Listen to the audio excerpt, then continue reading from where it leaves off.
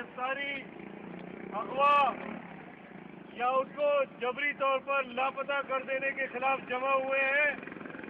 اس نوجوان کا نام عاصم امتیاز قدوائی ہے، اور اس نوجوان کے بارے میں گفتگو کرنے سے پہلے میں آپ کو یہ بتاتا چلوں، اور آپ بخوبی جانتے ہیں کہ اس ملک کے اندر طویل عرصے سے دہشت گردی ہو رہی ہے.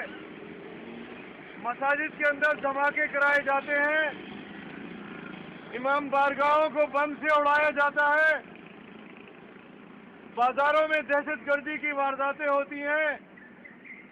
بولٹن مارکیٹ ہو یا ایمپریس مارکیٹ ہو، اس کو نظر آتش کیا جاتا ہے، بھائی کو بھائی سے لڑایا جاتا ہے، بلوچ کو پنجابی سے لڑایا جاتا ہے، مہاجر کو پٹھان سے لڑایا جاتا ہے، اور مختلف باضمیر قوتوں کو طرح طرح کے حربوں سے پریشان کیا جاتا ہے. ہمارے شمالی علاقہ جات میں ڈرون حملے کیے جاتے ہیں، مساجد کے اوپر بمباری کی جاتی ہے.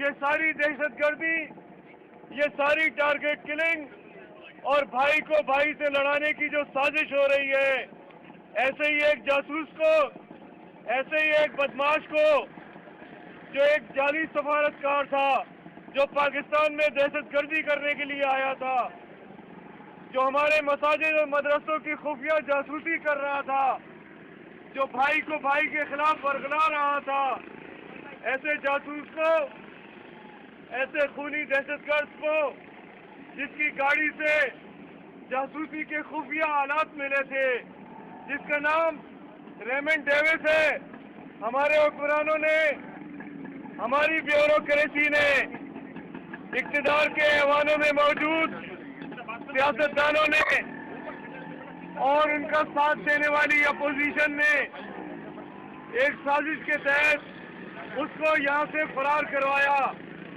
ریمنڈ ڈیوس جیسے خطرناک دہشت گرد اور جاسوس کو فرار کرا دیا گیا. وہ صرف 4-5 لوگوں کا قاتل نہیں تھا، صرف لاہور کے اوپر لاہور کی سڑکوں پر خون بہانے کا مجرم نہیں تھا، بلکہ وہ پوری پاکستانی قوم کا مجرم تھا. اور اتنی آسانی کے ساتھ اس کو رات کی تاریکی میں ملک سے فرار کرا دیا گیا. لیکن دوسری جانب یہی ایجنسیاں، یہی خفیہ ادارے، یہی قانون نافذ کرنے والے ادارے اور ان کے سرپرست، اقتدار کو چلانے والے حکمران اور اسمبلیوں میں بیٹھے ہوئے عوامی نمائندے دوسری جانب کیا کر رہے ہیں؟ یہ ایجنسیاں کیا کر رہی ہیں؟ یہ ڈاکٹر عافیہ جیسی ذہین اور معصوم قوم کی بیٹی کو اغوا کر کے ڈالروں کے عوض امریکہ کو بیچ دیتے ہیں.